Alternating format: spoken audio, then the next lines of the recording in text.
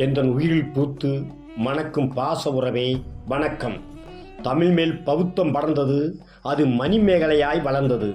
தமிழ் மேல் சமணம் விழுந்தது, அது சிந்தாமணியாய் சிரித்தது. தமிழ் மேல் இஸ்லாத் உருண்டது, அது சிராப்புராணமாய் இனித்தது. தமிழ் மேல் கிறிஸ்து தவழ்ந்தது, அது தேம்பாவணியாய் பூத்தது. இதற்கு காரணம் என்ன? தமிழ்த்தாயின் மகிமைதான் என்ன? பார்ப்போமா? எந்தன் விரல் பற்றி சில நிமிடங்கள் என்னோடு வாருங்கள். உலகில் உள்ள 6000க்கு மேலே உள்ள மொழிகளிலே இலக்கணம் இலக்கியம் கொண்டு 2000 ஆண்டுகள் கடந்த மொழிகள் 6. அவை கிரேக்கம், லத்தீன், ஈப்ரு, சமஸ்கிருதம், தமிழ் மற்றும் சீனம். ஆனால் இன்றும் இலக்கணம் இலக்கியம் கொண்டு பேசும் மொழிகளோ 2. ஒன்று சீனம், மற்றொன்று தமிழ்.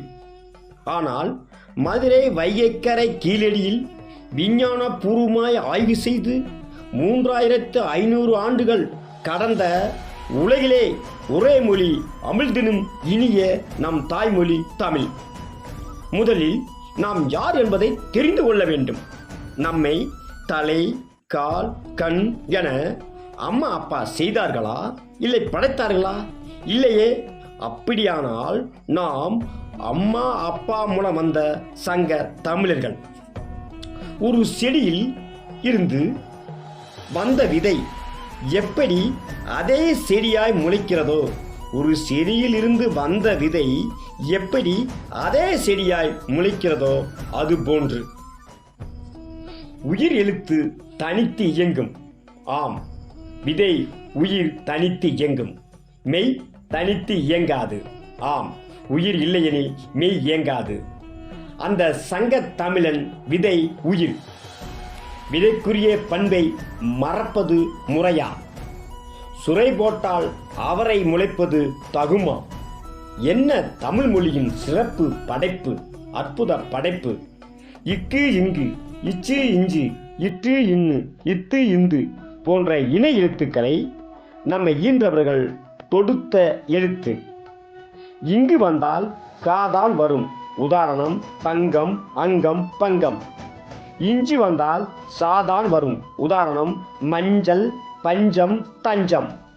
இன்னு வந்தால் டாதான் வரும். உதாரணம் பண்டம், தண்டம், கண்டம். இந்து வந்தால் தாதான் வரும். எடுத்துக்காட்டு பந்து, உந்து, ஏந்து, அந்த போன்ற சொற்களையும் சுவாச துணையுடன் நம்மை ஈன்றோர் படைத்த எழுத்து. இது போன்ற அமைப்பு உலகத்தில் எந்த ஒரு மொழியிலும் இல்லவே இல்லை. இது தமிழரின் தனி சிறப்பு. உலகத்தின் மூளையெல்லாம் தமிழன் இருப்பது பெருமை அல்ல, தமிழரின் மூளையில் தமிழ் இருப்பதுதான் பெருமை. உலகத்தின் மூளையெல்லாம் தமிழன் இருப்பது பெருமை அல்ல, தமிழின் மூளையில் தமிழ் இருப்பதுதான் பெருமை.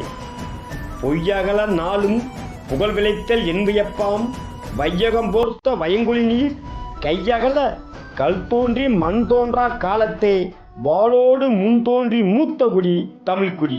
தமிழ்குடி படைத்த தமிழ்த்தாய் வாழ்க வாழ்கவே. நன்றி, வணக்கம்.